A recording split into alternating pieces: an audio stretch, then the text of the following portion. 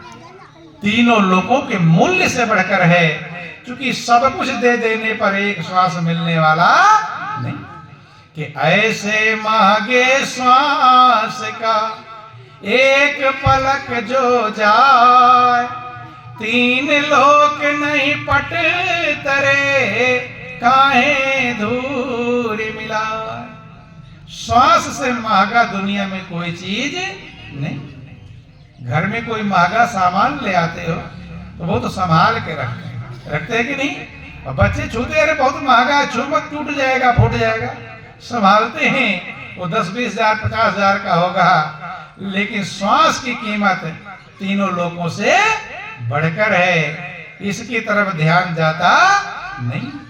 यही सबसे कीमती है। श्वास चल रहा है तो यहाँ हम आप बैठे हुए हैं, अगर श्वास ना चलता तो बैठ पाते? श्वास चल रहा है, सारे रिश्ते नाते तभी तक हैं।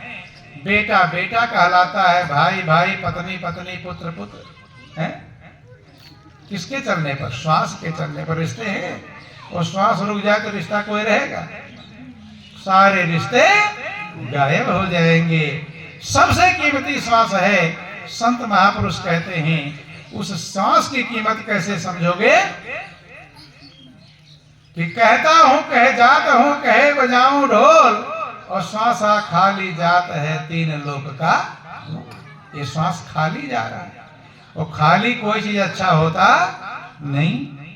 जैसे दामाद जी पहली बार ससुराल जाए, दामाद ही कहते हैं, आप लोग क्या कहते हैं? तो मिठाई डिब्बा उबाल ले जाते हैं, ले जाते कि नहीं ले जाते? पहली बार ससुराल गए, अच्छा से अच्छा तो डब्बा तो अच्छी कंपनी का ले लिया, अच्छी दुकान का, लेकिन उसमें मिठाई नहीं है। क्या नहीं है? मिठाई। और पहुंच गए ससुराल, खाली डब्बा लेकर।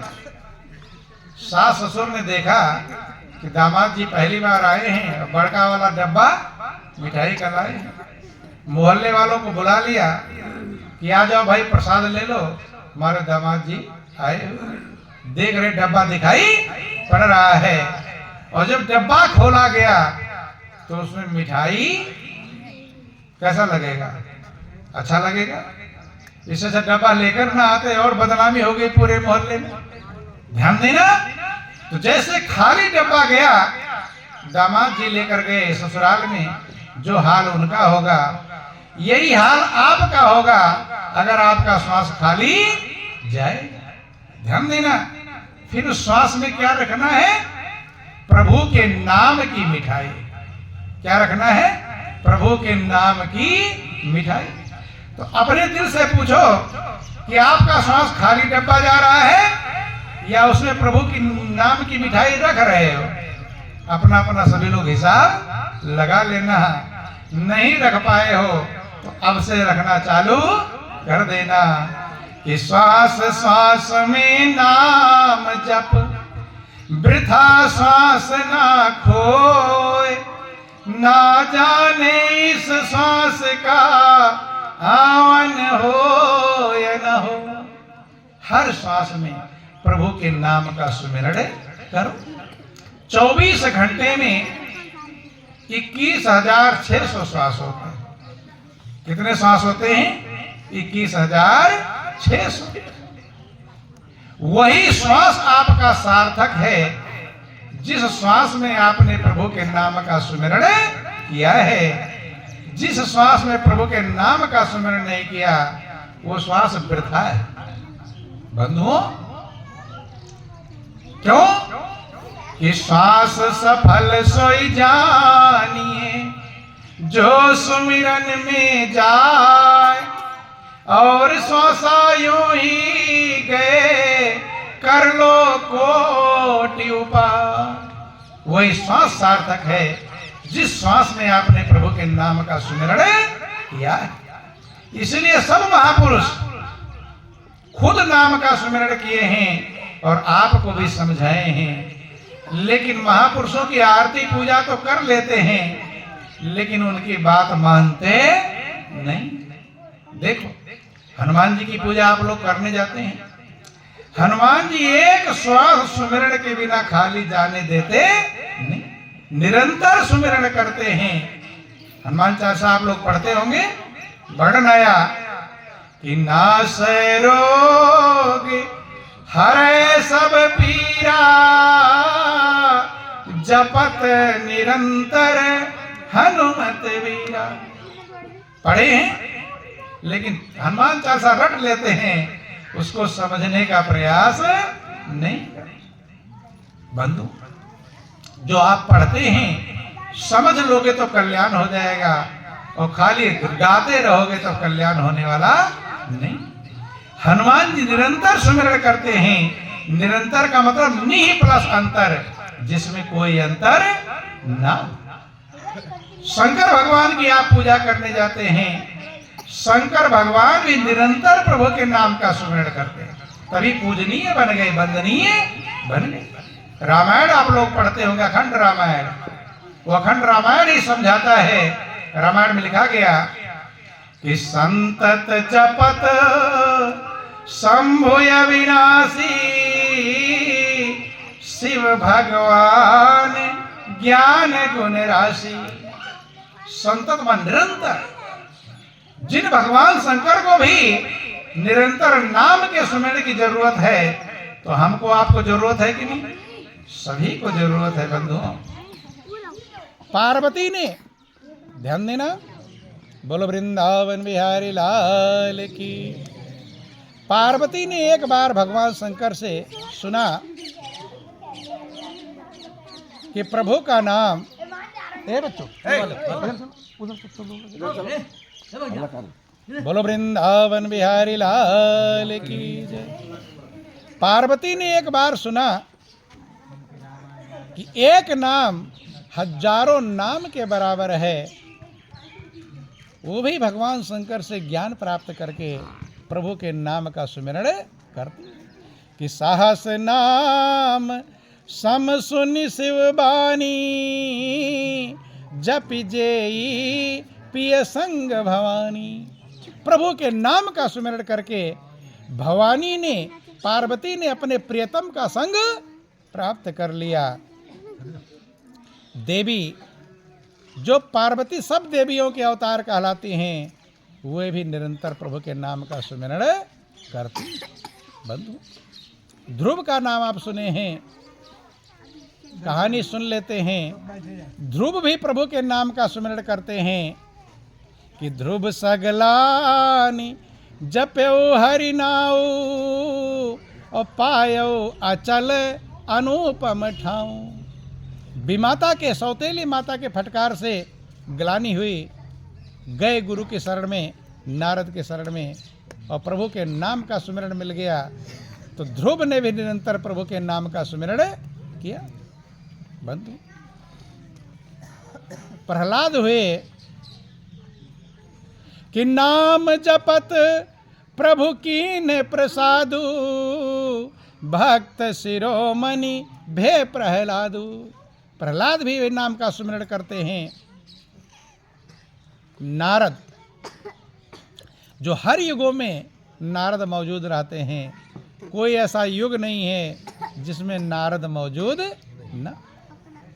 नारद ने प्रभु के नाम की महिमा जाना था कि नारद जान्यो नाम प्रतापु, जग प्रिय हरि हरि हर प्रिय आपू। नारद ने प्रभु के नाम की महिमा जाना। संसार को भगवान विष्णु प्रिय हैं, लेकिन नारद विष्णु को भी प्रिय हैं और शंकर को भी प्रिय हैं। आप लोग गणेश की पूजा सबसे पहले करते हैं। किसकी पूजा करते हैं? गणेश ने भी नाम का सुमिरण किया था, इसलिए पहले पूजनीय हुए। पहले पूजनीय कैसे हुए? नाम के प्रताप से। किसके प्रताप से? कि महिमा जासु जान गण राउ, प्रथम पूजियत नाम प्रभाव। किसके प्रभाव से? नाम के प्रभाव से गणेश जी पहले पूजनीय। बंधु, अपत अजामल गज गनिकाओ, भय मुकुट हरि नाम प्रभाव। जो पतित थे, अजामिल, पापी था, गज पशु की श्रेणी में आते हैं, गणिका वेश्या थी, वह भी प्रभु के नाम से मुक्ति को प्राप्त कर लिए। वो नाम सभी के श्वासों में रमा हुआ है। कहाँ रमा है? श्वासों में। इसलिए महापुरुष निरंतर सुमिरन के लिए कहते हैं।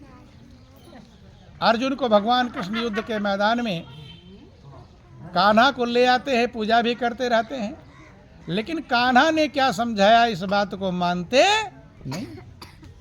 भगवान कृष्ण अर्जुन को युद्ध के मैदान में, आप लोग कहते हैं कि महाराज हम लोग गृहस्थी लोग हैं, हम कैसे भगवान का भजन करें, हम तो अपने बाल बच्चों का पालन कर लें, यही हमारा भजन है। कहते कि नहीं कहते? लेकिन बंधु अर्जुन भी गृहस्थी थे और युद्ध के मैदान में थे, जहां पर दुश्मन के बाण आ रहे हैं, इधर से बाण चलाना भी है। लेकिन अर्जुन गृहस्थी को भी भगवान कृष्ण ने कहा कि तू निरंतर नाम का सुमिरन कर और युद्ध भी कर। कहा कि नहीं कहा? गीता अध्याय 8 श्लोक 7 में समझाते हैं कि तस्मात् सर्वेश कालेश मां मनुस्मरुत चा मया अर्पित मनोबुद्धि मां कि हे अर्जुन तू निरंतर सुमिरन कर और युद्ध भी कर। जब अर्जुन गृहस्थी के लिए जरूरी है प्रभु के नाम का सुमिरन, जिसके साथ साथ भगवान घूम रहे हैं, जिसके सखा हैं, साले बहनोई का रिश्ता है, जिसका रथ हाँक रहे हैं, उस अर्जुन के लिए भी प्रभु के नाम का सुमिरन निरंतर जरूरी है। तो आपके लिए जरूरी है कि नहीं? खाली गृहस्थी वाला बहाना बना दोगे तो उससे काम चलने वाला। अर्जुन भी गृहस्थी था, उसको भगवान कृष्ण ने निरंतर सुमिरन की सलाह दी। बंधुओं, वो सुमिरन की विधि जब तक सीखेंगे नहीं तब तक निरंतर सुमिरन होगा नहीं। संतों ने समझाया ये जिंदगी जीने की कला है। कौन सी? कि या जग में ऐसे रहो। कैसे रहना है बंधु?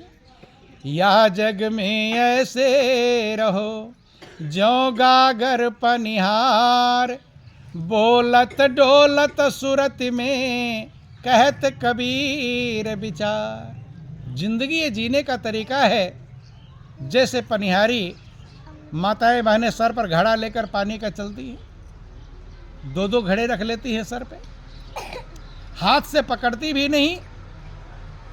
बगल में बहन चल रही है, उससे बातचीत भी करती चली जाती है। मोटर गाड़ी आ रही है, साइड में भी हो जाती हैं। कीचड़ गारा उसमें भी देख कर चलती हैं, ऊंचा नीचा। लेकिन क्या घड़े का ध्यान एक पल के लिए हटता है?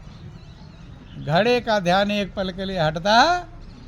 क्योंकि ध्यान हट जाए घड़ा गिर जाएगा और फूट जाए। ऐसे आपको संसार में जीना है, सब काम करते हुए प्रभु के नाम का सुमिरन कर।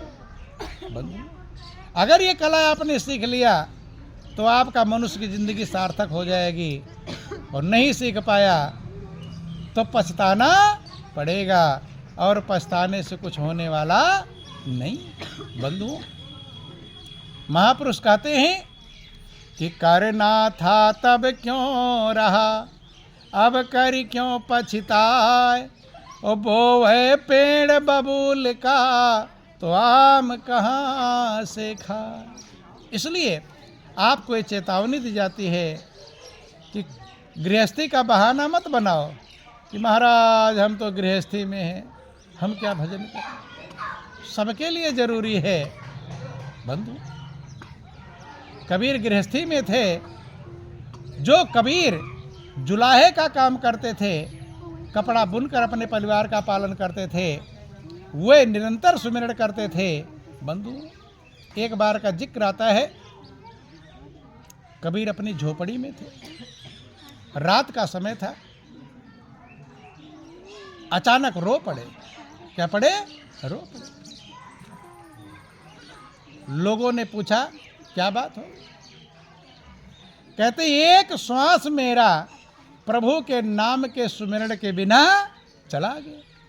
ध्यान देना, एक श्वास प्रभु के नाम के सुमिरन के रोने लगे, और यहाँ न जाने कितने श्वास फ्री में जा रहा है, लेकिन मनुष्य को पछतावा होता नहीं। बंधुओं ध्यान देना, किस प्रकार से अपने जीवन को हम बेकार कर देंगे और पछताएंगे अगर प्रभु के नाम का सहारा नहीं पकड़े। छोटा सा एक प्रसंग है, फिर आप लोगों का टाइम हो रहा है। बोलो वृंदावन बिहारी लाल की जय। अभी चाय रोक दो, का दो, बाद में देंगे। बोलो वृंदावन बिहारी लाल की जय। बंधुओं ध्यान देना, किस प्रकार से अगर आप प्रभु के नाम का सहारा नहीं पकड़ेंगे तो पछताना पड़ेगा। छोटा सा एक प्रसंग समझाते हैं, फिर आप लोगों का टाइम भी हो रहा है और उसी समय चाय आप प्राप्त कर लेना। थोड़ा धैर्य रख ले, ज़्यादा दिक्कत तो नहीं कोई। बोलो वृंदावन बिहारी लाल। बंधुओं, एक गांव का गरीब मजदूर था, अपनी जमीन नहीं थी। बड़े जमींदार के यहाँ पर खेती में काम करता, उसकी खेती में, और जो मजदूरी मिलती अपने परिवार का पालन करता।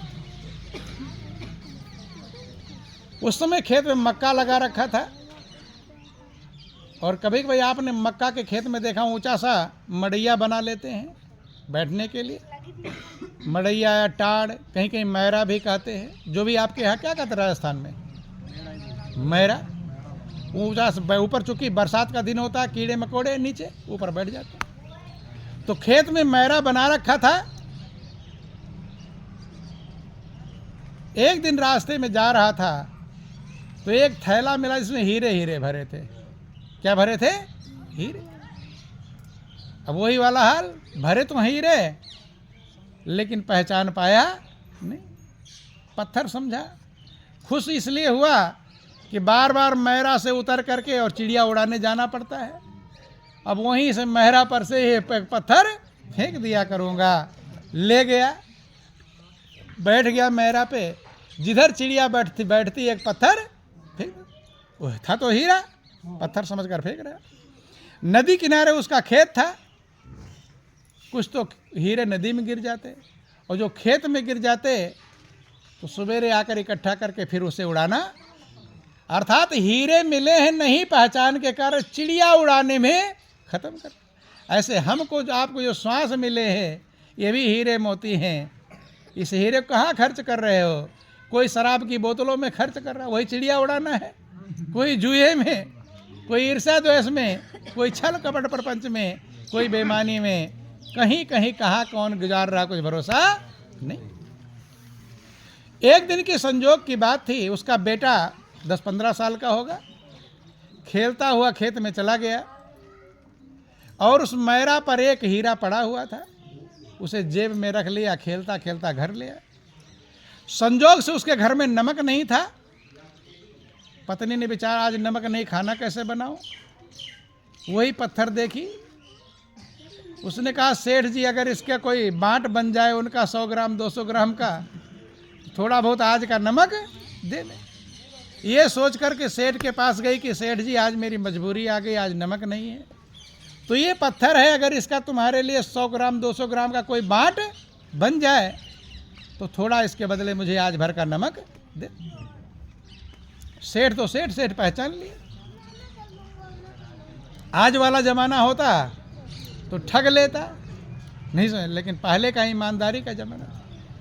पहले लोग नमक रोटी खाकर गुजारा कर लेते थे, कम कीमत कपड़े पहन लेते थे, झोपड़ी में रहने लगे, बुरे कर्म से डरते थे। पहले के लोग जानते थे कि मैं जो कर्म करूंगा उसका फल मुझे भोगना। आज के लोग एक बात भूल गए हैं कि मैं जो कर्म करूंगा उसका फल मुझे भोगना पड़े। बंधु, सेठ ने कहा बहन तू इसके बदले नमक मांग रही है, नमक को कौन कहे, इसके बदले में पूरा घर मकान दुकान तुझे दे दूंगा, इसकी कीमत मैं अदा कर पाऊंगा।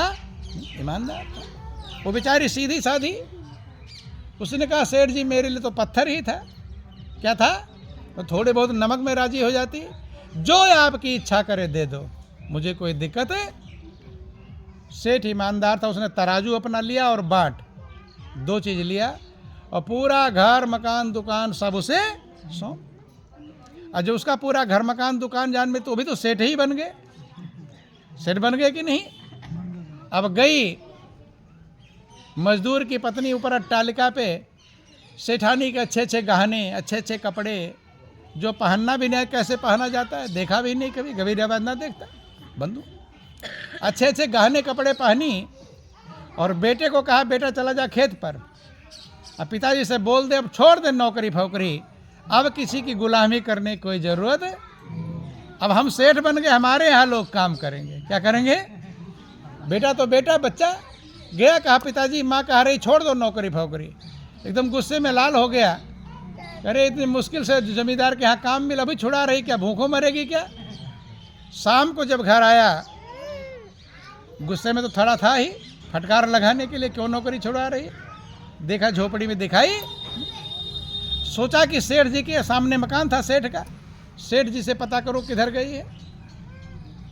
अब देखा वो ऊपर अट्टालिका पर उसकी पत्नी सुंदर गहने कपड़े पहनकर सज धज खड़ी है, लेकिन अपनी पत्नी को पहचान, सोचा कि लगता सेठ के यहाँ कोई मेहमान आया हुआ है। अब वो मुस्कुरा रही है कि मेरा पति सुंदर गहने कपड़ों सज गई हो, मेरा पति मुझे पहचान, इशारे से बुलाया, पहुंचता बोली कि अब ये पूरा घर मकान दुकान अपना है। कि कैसे मिला? बोलती है कि बच्चा खेत में गया था तो एक पत्थर वहाँ से ले आया था जेब में रखकर, उसके बदले में नमक लेने गई थी, सेठ ने कहा पूरा घर मकान दुकान उसके बराबर हो सकता नहीं, दे दिया। अब वो मजदूर पूछता है बेटे से, ध्यान देना, बेटे से पूछता है कि बेटा वो पत्थर कहाँ मिला था? बेटे ने कहा पिताजी मैरा पर रखा था, टाट मड़ैया पर, मैं ले आया था। अब उसको समझने में देर नहीं लगी कि जिन पत्थरों से मैं चिड़िया उड़ा रहा था वो कितना कीमती है, एक जब पत्थर की इतनी बड़ी कीमत है तो मैंने कितना बर्बाद, सीधे हार्ट अटैक हो गया, गिरा और वहीं मर ही। ध्यान देना, बोलो वृंदावन बिहारी लाल।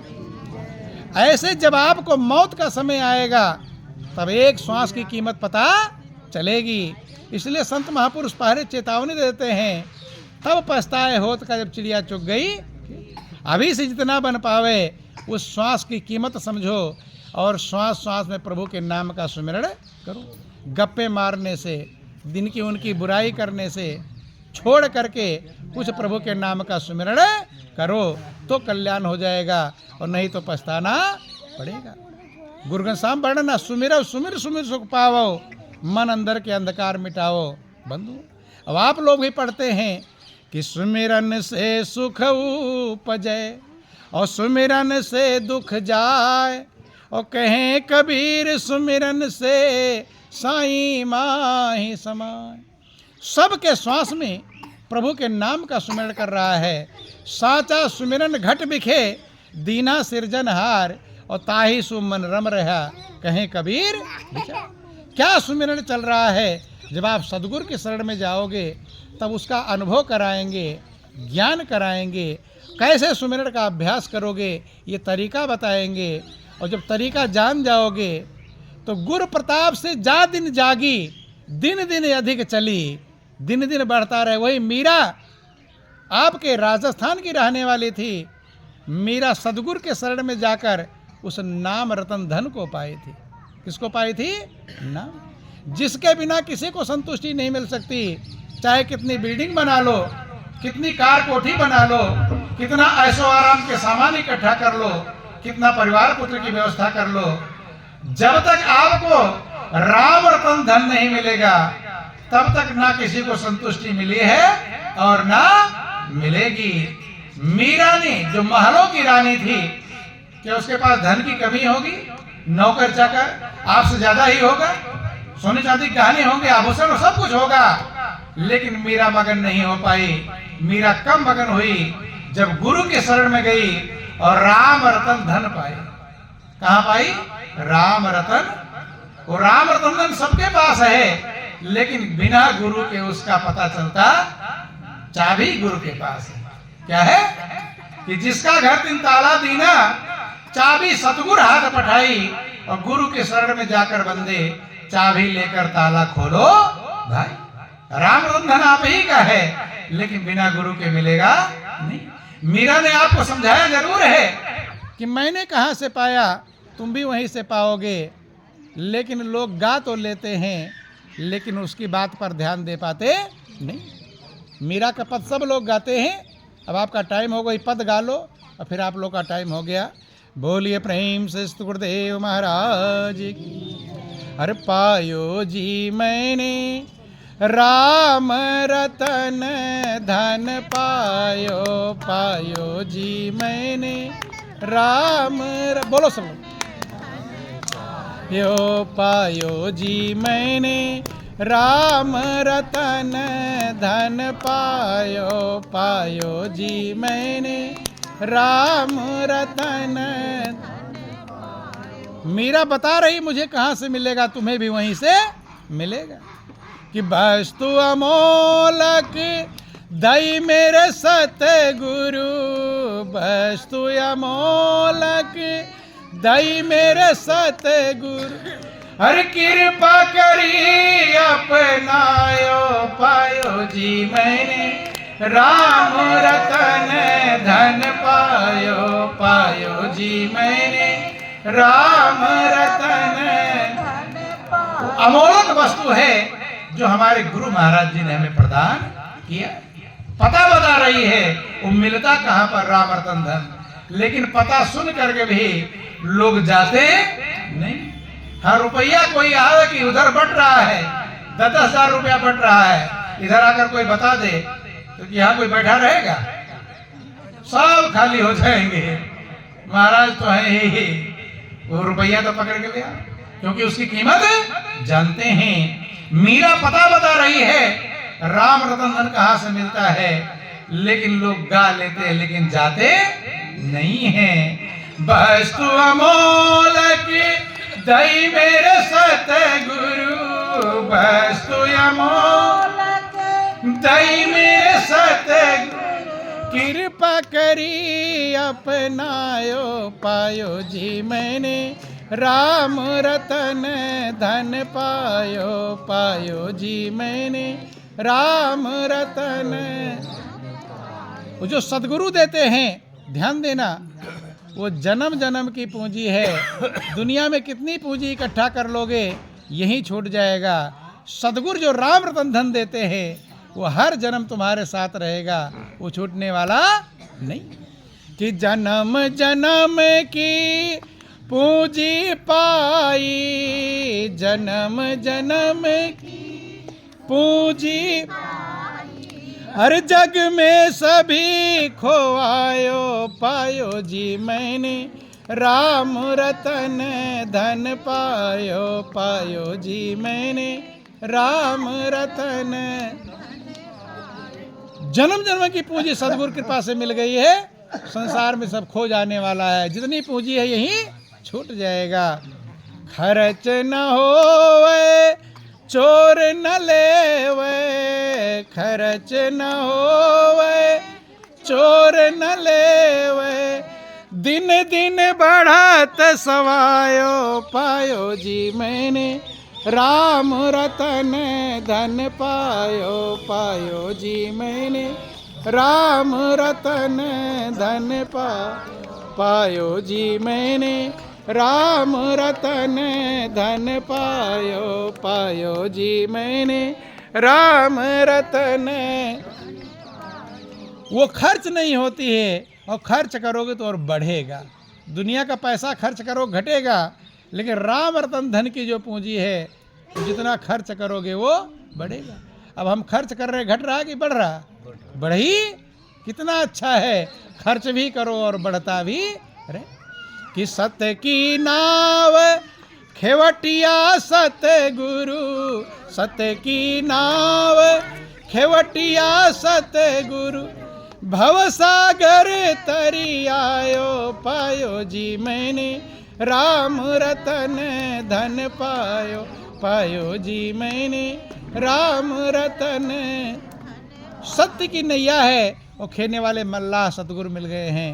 भवसागर तरी आयो, ये नहीं कि मारूंगी तो भवसागर पार होंगे, जीते जी भवसागर तरा जाता है। ये मीरा समझा रही है। जीवत समझो जीवत बूझो, जीवत मुक्त निवासा। मोए मुक्ति कहें गुरलोभी झूठे दे विश्वास। जीते जी मुक्ति प्राप्त होती है। मीरा के भवसागर तर ही आयो, भवसागर पार आई हूं, ये नहीं कि मरूंगी तो भवसागर पार करूं। और मीरा के प्रभु गिरधर नागर, मीरा के प्रभु गिरधर नागर, हरसी हरसी जस गायो पायो जी मैंने राम रतन धन पायो, पायो जी मैंने राम रतन।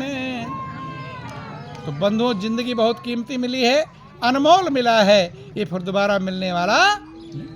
सब काम करते हुए उस राम रतन धन को आप अपने अंदर है सदगुरु कृपा से प्राप्त करके निरंतर प्रभु के नाम का सुमिरन करके अपने जीवन को सार्थक बना सकते हैं। यही जिंदगी का सार है, यही जिंदगी का लक्ष्य है। इन्हीं चंद शब्दों के साथ बोलिए प्रेम से गुरुदेव महाराज की जय, श्री सच्चिदानंद भगवान की जय, बोलो वृंदावन बिहारी लाल की जय।